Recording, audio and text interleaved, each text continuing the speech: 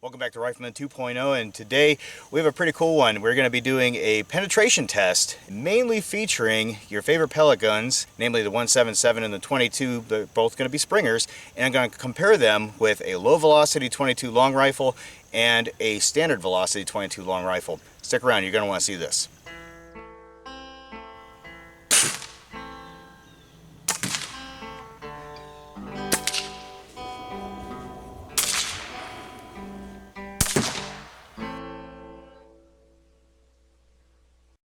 So the objective today is to see what the actual penetration potential of your average pellet and lower velocity and standard velocity 22 have. Introducing our first test subject, the Gamo Whisper. This is chambered in 177, and chamber is a loose word because it's not actually cartridge fed. This is, of course, a pellet rifle. It's piston driven air rifle, and we're going to be using two different kinds of ammunition. I'm going to be using these 7.56 weight Gamo standard lead rounds right here. These are going to produce a velocity of approximately 950, 960 range. Now the second kind of ammunition that we're going to be testing out of this particular rifle are the Gamo PBA Raptors. Now these are pretty sweet and they are much lighter, 4.7 grains if I remember correctly. These are traveling much faster. These are going to be closer to about 1,000, maybe 1,200. Depending on how the spring's feeling today. These are capable of breaking the sound barrier and going supersonic, so we might hear that famous crack, we might not, but these definitely are much faster than the other ones. Our second test subject is going to be the Crosman Diamondback. This is a 22 caliber piston driven air rifle, and normally this will put out around 960 feet per second, and today we're going to be using these Crosman hollow points. They're going to be standard lead pellets at 14.3 grains. These are fairly heavy, but for a 22, that's pretty standard. Now, I didn't really find any real different ammunition that would be practical for today. Most of them are about a grain or two off. Some of them are much heavier, and they didn't produce very good results to begin with, so we're going with those. So we'll see what those can do. Test subject 3, an all-time favorite of mine and a crowd pleaser, the Quackenbush safety rifle. A peculiar turn-of-the-century rifle that loads up from a swinging gate into the chamber there. Pretty neat, and then you got to manually cock it. This is an actual powder burner, so we're going to be using CCI Quiet 22s. These are going to be subsonic 710 feet per second, so these are the only thing that will actually work in this rifle. This, like I said, is a turn-of-the-century rifle. Back in the era of black powder, this does not like higher velocity than that, and trust me, we've already tested it. They won't work. So these low velocity would be perfect to draw a comparison between a powder burner 22 and with the air rifles to see how well they do. And here is test subject 4. We're not going to see much of this rifle throughout the video, but it is a Winchester 72A bolt action with a tube-fed magazine, and we're going to be shooting standard velocity CCI 1071 feet per second 22 long rifle. Obviously these are going to be traveling much faster than all the other samples, but for comparison's sake it's there because there's no real other way to split the difference between the 900 some odd feet per second involved with the two air guns, even reaching up to 1,000 feet per second with the PBA ammo, and also with the lower velocity. Now we got the standard velocity, so we're going to still be in the ballpark. We'll be able to cover all of our bases, and we'll see our same basic results. Okay, so we're about to get started. We're going to be shooting these off at 20 yards, so that should be a pretty even Steven range for all four of these rifles to perform just as they should. Practical squirrel range, and it also keeps us safe from anything that might bounce back our direction. Don't want that. But anyway, that should give it plenty enough time for it to reach peak velocity as it's heading down range, and then we can see its full ability as it penetrates into each one of the test models down there, going from the jug, the piece of wood, and the car hood, and see how each one performs. I'm curious how they're going to do it. Some of them I already know what's going to happen. Some of them you already know what's going to happen, but I'm curious about the main three, the two pellet rifles and the lower velocity one. It's probably not going to do too much. You're going to notice that the only two specialty ammunition that we're going to be using today are the PBAs, and that's just up the velocity so we can get a good look at how those perform as compared to your standard median range 177 pellets. Now obviously you can get them much heavier in like the 10 grains and so on and so forth. I don't use those. They put a lot of strain on the gun, plus they start going wonky in all directions, so I stay with the standard stuff and the PBAs. Also, the other non-standard ammunition we're going to be using obviously is the subsonics, and that's One, because the gun can't stand anything newer or higher velocity, and also, like I mentioned before, to demonstrate or a similar powder burning 22. So let's get started. We're going to get over to the 20-yard line. So primarily there are going to be 3 tests. The first one is going to be hydrostatic shock and how well it penetrates through this quart jug right here. That's just going to be filled with liquid. Now you're going to notice when we're going through the 3 tests, we're primarily just going to be doing the 2 pellet rifles and the lower velocity 22 rifle, which is going to be the Quackenbush, of course. And then we're going to come in with the Winchester 72 later on, because obviously I'm well aware that the regular standard velocity 22 long rifle is going to penetrate pretty much everything, but we're doing it all for comparison's sake. So that one's going to come in at the latter part of the test. But to start off, milk jugs. All right guys, so let's get going on it. Starting off with the 177. Now for the milk jug one, we're going to be doing something very basic. We're going to be using the 7.56 grain 177 pellets. So safety first, right? I know there's going to be some video range officer getting after me if I don't. All right, and using the awesome pellet pen, load her up. Boom, in just like that. Let's get going.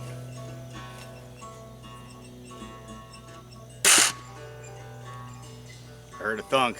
Let's see what it did. And let's see how we did there. I do see some seepage, like this little bitty hole here, but yeah, it did penetrate. Let's see what it looks like on the back. Yep, and I wouldn't say that that's really impressive. It's just like a little leak, but it definitely penetrated through. Let's move on to the PBAs. All right, so not bad, nothing wowzers, but it made it through, so it did just fine. So we're gonna go ahead and give it a rip with the little 4.7 grain PBA and see what that does to the jug. Hopefully a little bit more than that, but I don't expect a whole lot. That's a good thunk right there. We've created a fountain. All right, so we got a good center punch right there, and because now there's air coming through, we ventilated it, so now it's pumping out of both the bottom holes. That's hilarious. And let's see, on the reverse side, yep, we're seeing something similar. Very small exit, but can't get a very good look as there's milk coming out of it. That's hilarious. Okay, that was satisfying. I enjoyed the sprinkler there. But we're gonna move up to the big 22 here. I got some geese heading through the area. Oh, yeah, definitely a heavier spring on this bad boy. And I believe it's gonna be flying about 960 feet per second. So, and a little bit more weight too. These pellets are double the size of those those other ones. 10.4 versus what, 7.56. Yeah, it's a little bit less than double, but anyway, no more math. Here we go with the 22. Oh, that was a solid smack. Well, I'm gonna take another shot because I went a little bit high and went through the narrower part, but as you can see, it immediately vacated all the liquid up top, and that's a chunkier exit hole. So let's go for the bottom part. Talk about a slap. All right, I'm gonna go for the bottom part of the jug there because I think this is gonna be a very satisfying result. It immediately dumped everything out there. All right. Slap! It immediately dumped it out. It's still pouring out.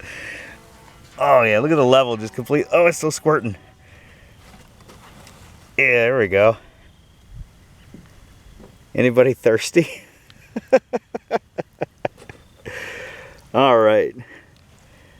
Yeah, that's a good hit right there. And a nice solid exit there. Yeah, it'll do it. All right, so we're gonna slow it down to 710. And here, of course, is my beloved Quackenbush. Back in, what was it, 1886, I believe. A coupled up with 22 long because it is so slow. I can't wait to see what this thing does. All right, get ready for it. Pretty awesome ricochet. Okay, I'll bring it down a little bit.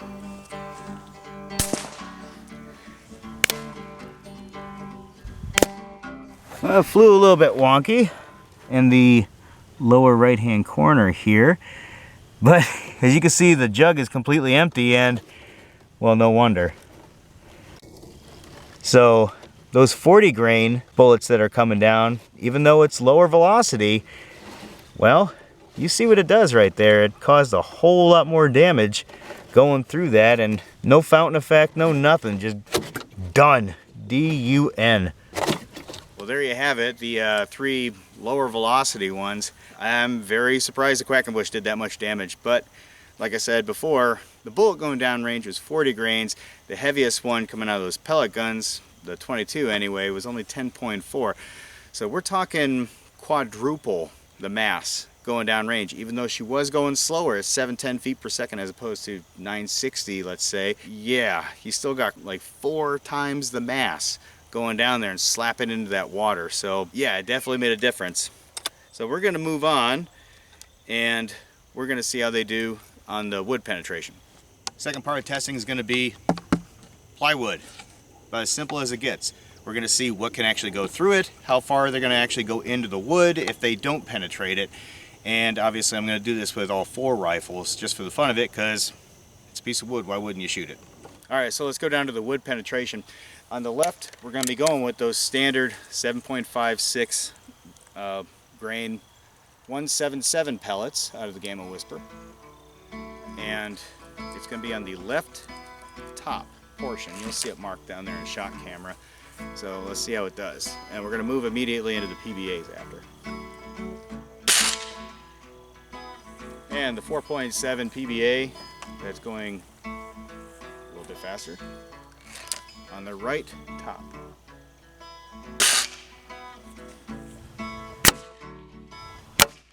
So there's the lead, there's the PBA out of the 177. It went low, and look, you can see it sticking out of the board, so you can imagine you're not going to see any kind of rear penetration at all, not even a dimple. The PBA going faster, that's a little bit of a different story. That is much deeper in there. Let's see if we got full penetration. And now you see right here where it's raised, it didn't get full penetration, but it just walloped it. Oh yeah. Well, how about that? The 177 did its job. The PBAs, those are the way to go. I can tell you for a fact that they are far more accurate. In fact, they're designed specifically for that rifle. Those random lead ones, one, they're inaccurate. As you can see, they're not going where I aimed them, but they don't penetrate worth nothing. So whatever, I'll reserve those for pop cans. Anyway, back to the Crossman 22. We're going top right, and I believe this is gonna thump it pretty good. So let's get to it.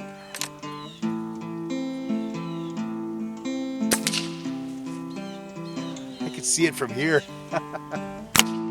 As predicted, I mean, it's very clear what happened here.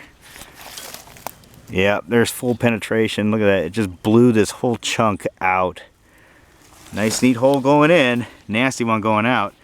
Now if you compare this to this and that abysmal thing, yeah, the 22 is the way to go. Alright, so the 22 performed as it should. So now we're going to move into powder burners, the 22 Quackenbush. And it's going to be the lower left quadrant of the target down there, so let's see how we do. Well, obviously it went through. That's what that thunk was. It was hitting the metal backer on the back side of it. And the 22 subsonic out of the Quackenbush easily punched through that like it was nothing. The back side just ripped a jagged hole, and wow, it even implanted it into this hole here. That's awesome. Nice.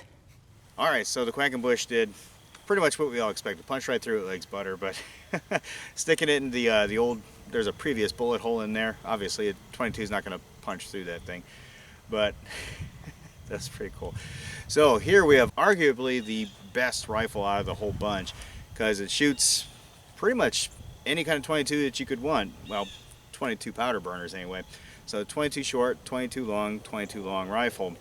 And this is going to be a 1071, all right, 1071 feet per second going through that wood.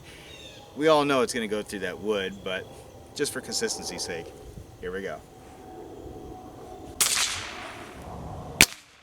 And as expected, a neat little hole. Let's see what it did on the back end. Actually, a lot neater than the lower velocity one. Didn't rip it up nearly as bad. Punched right through it like it was nothing. So there's your results, guys. As you can see, right there with the lead sucked. PBA, awesome. 22 pellet, way more awesome. The Quackenbush 22 subsonic, pretty darn good. And of course your standard velocity 1071 CCI 22 long rifle. Punch it through it like it's butter. And last but not least, and the most fun, the car hood. Don't ask me why I have it, I just have it, and it's specifically for this purpose. We're going to enjoy this one. Alright, so the coup de grace, we're going for the car hood now. And we're going to start off with the garbage lead 177 pellets. They suck. We all know they suck. For consistency's sake, we got to do it. Alright, off you go. Why does that look nastier than I thought it would be? Well, actually, I'm seeing a pretty sizable dent there. The PBA here, so I'm interested. I think the lead might have done better than I expected, but PBA downrange. Let's have a look at this. Well, I'm somewhat impressed. It thumped it. It thumped it good. It didn't penetrate. Nobody expected it to penetrate. That's the lead 177, but it thumped it pretty good. Now, as for the PBA, it thumped it even better. I'm digging my finger in there pretty good. So, yeah, as far as penetration goes, the lead ain't gonna do it. The PBA is the way to go. They're lighter, they're faster, they're just gonna work a whole lot better, and obviously more accurate out of that rifle. So, I mean, maybe those lead ones are good out of like some other 177 pellet rifle, but not out of the Whisper. Definitely a big difference. I think everybody pretty much expected that out of the 177 on both accounts. If I haven't made it more obvious, I was really rooting for the PBA, and the lead one kind of sucked as expected, but on the sheet metal of that car hood, it dented a whole lot more than I expected, so maybe I just don't like wood. Well, I don't know. But anyway, 22 Crossman, top right. Alrighty. Well, no penetration. I kind of didn't expect it to penetrate either, to be honest, but it thumped it, and it thumped it good. All in all, not bad. Okay, that pretty much went as expected. I didn't think we were going to penetrate with the pellet rifles. There's just not enough velocity there. It's just not going to do it, and not enough mass, to be honest. So, even with this subsonic coming out of the Quackenbush, going only 710 feet per second, it's going through that puppy. Let's do it. Well, hot damn, it did not go through. I guess that's predictable being subsonic the way it is, but it definitely walloped it. And it's just kind of funny, if you compare it to the other 22, it's pretty similar. This one's definitely, maybe a hair deeper, but yeah, it punished it, but did not penetrate. Okay, maybe I got a little bit overconfident with the Quackenbush. It is still only going subsonic speed of 710, so it didn't penetrate. But I was kind of hoping it would, but anybody who's being reasonable would have expected it wouldn't. But anyway, Winchester 72A with the 22 long rifle, standard velocity, 1071 feet per second, bottom right, going through that car hood at 20 yards. Well, I think everybody expected this. Sure enough, she went through. Just the right amount of speed, just the right amount of mass. Punched right through it. Walloped it. Okay guys, so we saw the capabilities and the incapabilities of all 4 rifles. So the 177 is capable. Yes it is, with the correct ammunition. The 22 air rifle is very capable, given for what it is. The subsonic 22 coming out of that ancient Quackenbush that everybody loves. It is also capable, but it is still limited. The king of the castle right here, the Winchester 72A, that's the one that performed the best out of all of them. So, we got one more thing lined up for you. We took all the targets, 1, 2, 3 jugs, a chunk of wood, that plywood there, and we're going to have it go through the car hood. Let's see how far the Winchester really can penetrate. Alright, so the fun event, my cameraman's been working very diligently today, so I'm going to let him do the coup de grace. There you go, sir. Give it another for good measure.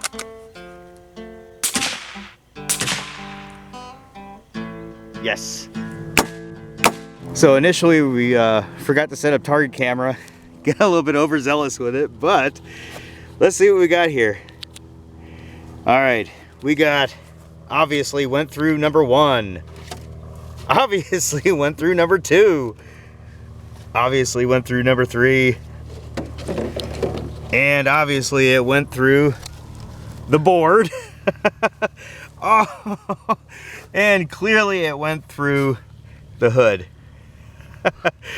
Yeah, 22 long rifle is definitely a lot more potent than a lot of people give it credit for. And there you guys have it. Very fun series of experiments there.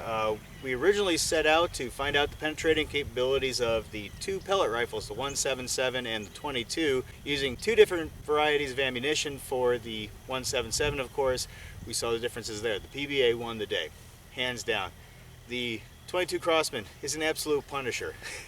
We can see that, but it does have its limitations. And for other comparison, of course, we brought out 2 powder burners, the 22 Quackenbush with the subsonic 710 feet per second subsonic 22s, and then of course the Winchester 72 with the standard velocity 1071 CCIs.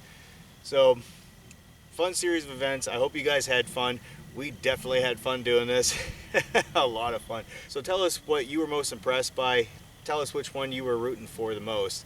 Me personally, I like the 22 air gun. Big fan. But hey, sometimes you gotta go a little bit smaller, sometimes you just gotta go with the powder burners. Yet again, that just reinforces I got a new squirrel gun. It does plenty to penetrate, does a good job. And of course the other ones have their space too. So anyway guys, don't forget to like, subscribe, and share, and we'll catch you in the next one.